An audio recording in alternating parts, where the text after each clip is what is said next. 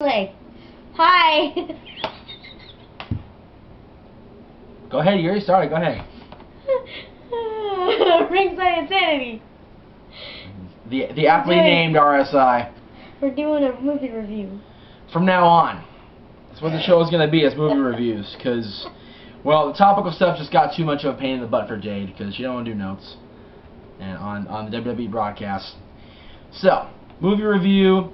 Arguably the greatest wrestling documentary ever made. Arguably. Arguably, because I can come up with two that were as good, if not maybe a little better. Well, Hitman Hart, and what else? The Unreal Story of Professional Wrestling. I didn't like the that A&E one. See, I didn't like that one.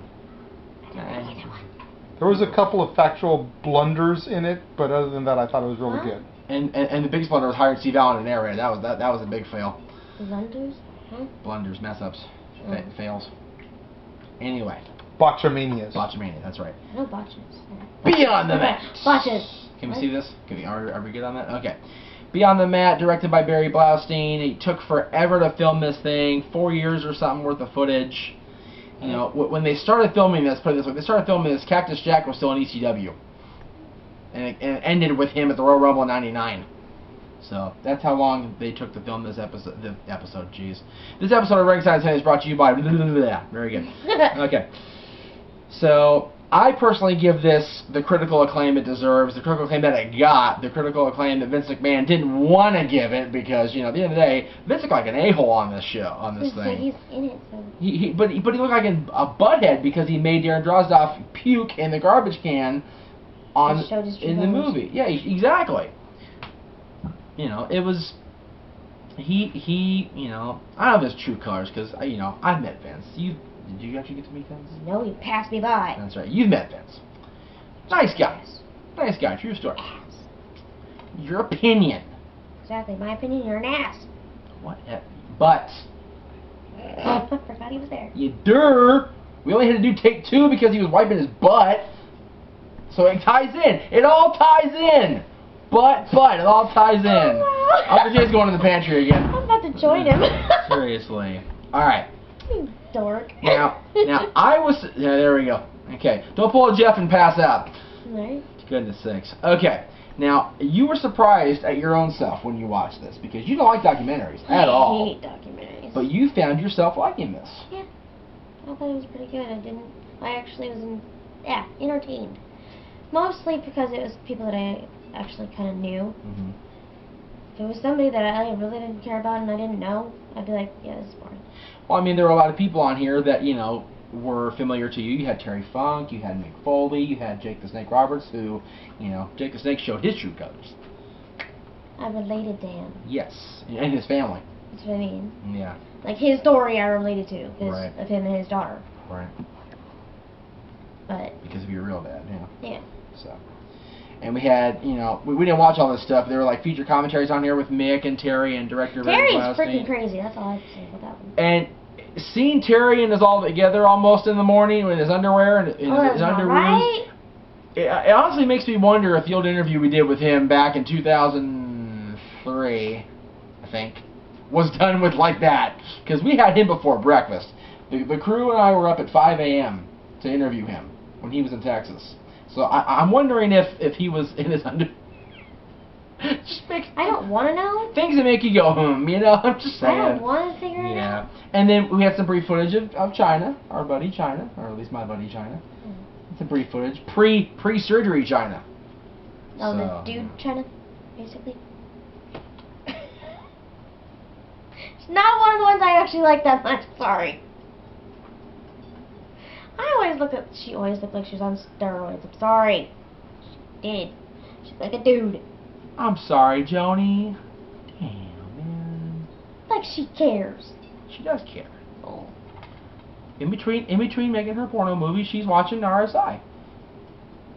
And doing the drugs. She's not the drugs. That we know. She's clean. She is an addict. She's clean. Anyways, back to the... Your buddy's an addict. She's been clean 5 years. Yesterday or whatever it was, the other day. She had her 5-year birthday. You didn't even know. Yeah, I didn't want to throw her name under the bus out there, but yeah. People know. Okay. Well, yeah. Shan celebrated 5 years That's something to be proud of, not ashamed. I understand that, but I didn't want to throw her name out there without permission. She doesn't watch the show. They don't watch the show. That's the point. It goes on your Facebook when it gets plugged. Okay. Goodness. Okay. Then we had a familiar gym that Jade was that had seen before in her nightmares. APW. Gary chasing you out of the gym. Oh. Like we watched this whole movie together. We really did. I forgot the venue. Sorry. My God.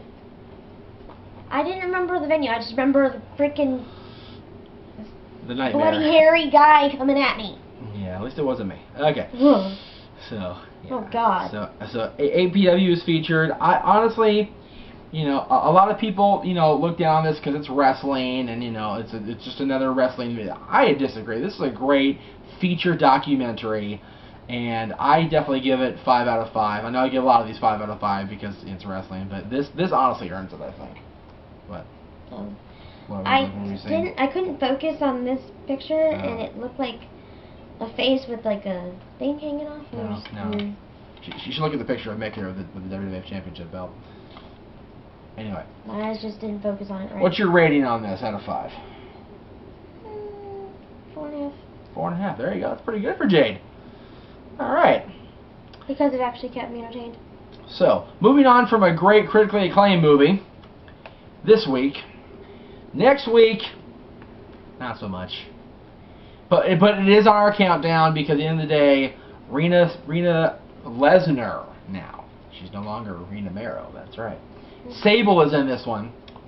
Oh, that's right. We're talking about Corky Romano. He was all in that. Sable. Chris Kattan. Thanks. Chris Kattan, Peter Berg, Chris Penn, Richard Roundtree, who's Shaft. Damn right. Is it? Really? Yeah. Vanessa Shaw, Fred Ward, and Peter Falk, baby. Columbo's in this. Oh, jeez. And Peter Falk, you'll remember from another movie we're going to do. Or did we do that yet? Did we do? Yeah. Peter Falk's also the granddad of Princess Bride. So there you go on that. The one that tells the story? Yeah, him right here. I didn't recognize him. It's because in the sunglasses, he's supposed to be a mob guy. Totally different character. I haven't seen this, though. I'll be seeing something actually new. Yes. And we all look forward to me rewatching this wonderful 86-minute travesty of justice. Is that what we're doing for dinner tonight? Oh no! Not with the boy. Oh yeah, definitely not with the boy. Maybe after dinner, but you know during dinner watch the hockey game, much to Jade's chagrin. Oh, that's right. Hockey's on tonight. Enjoy. So until next week, Ringside Insanity. I am Jeff Meacham. Join us for the next Insanity. You don't want to give your name? Oh, crippled. Good night, kids.